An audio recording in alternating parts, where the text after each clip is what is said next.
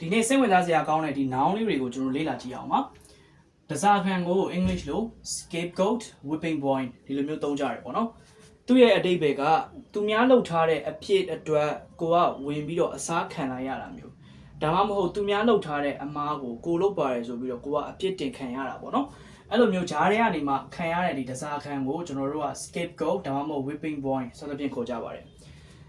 hostage ဆိုတဲ့စကားလုံးကကြတော့ပြန်ပေးဆွဲတာဒါမှမဟုတ်အဲ့လိုမျိုးဒီဓမြတိုက်တဲ့အခါမျိုးတွေမှာလူတွေကိုပေါ့နော်တစားခံအနေနဲ့ဖမ်းသွားတာမျိုးတွေအဲ့လိုမျိုးချိန်မှာအဲ့လိုဖမ်းခံရတဲ့သူကို hostage လို့ကျွန်တော်တို့သုံးကြပါတယ်။ Okay အဲ့တော့ဒီတစားခံဆိုရင်ဒီအသုံးလေးတွေသုံးလို့ရတယ်ပေါ့နော်။နောက်တစ်ခုကြည့်အောင်မြေစာပင် Okay လူနှစ်ယောက်ရန်ဖြစ်တာအငင်းပွားမှုဖြစ်တာဒါမှမဟုတ်အိမ်နောက်တစ်ခုကျွန်တော်တို့ပြိုကွဲတဲ့အခါမျိုးမှာပေါ့နော်ဂျားတွေကနေကျွန်တော်တို့ဘာမှမလုပ်ဘဲနဲ့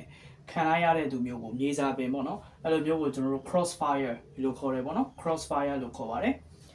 နောက်တစ်ခုကကျတော့လူမှုအတိုင်းဝိုင်းကနေအပယ်ခံရတဲ့သူပေါ့နော်အပယ်ခံထားရတဲ့သူကျင်ခံထားရတဲ့သူကို outcast okay outcast ဆိုတဲ့ဒီ noun လေးကိုသုံးလို့ရတယ်နော်နောက်ကကျဒုက္ခသည်ကိုကျတော့ refugee လို့ခေါ်ပါတယ်အသုံးချခံသူများတယောက်အောင်မြင်သွားဖို့အတွက် okay လူတယောက်ရောက်အောင်မြင်သွားဖို့ဒါမှမဟုတ်ကိစ္စတစ်ခုခုအဆင်ပြေသွားဖို့အတွက်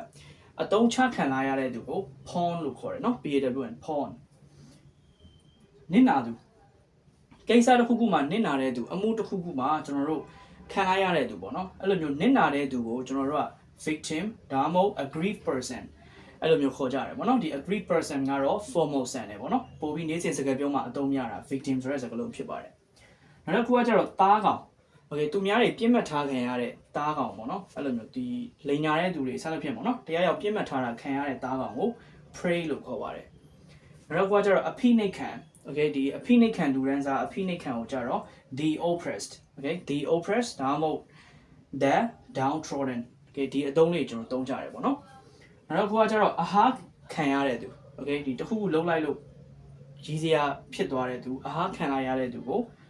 laughing stock okay laughing stock ဒီ noun လေးကိုသုံးပါတယ်နောက်တစ်ခုကကျတော့အားကိုးရမဲ့နေတဲ့သူ okay ဒီအကူအညီမဲ့နေတဲ့သူတွေကိုကြတော့ the helpless okay the helpless အဲ့လိုမျိုးသုံးကြတယ်ပေါ့နော် okay အားလုံးပဲနားလည်မယ်လို့မျှော်လင့်ပါတယ် bye bye see you in the next video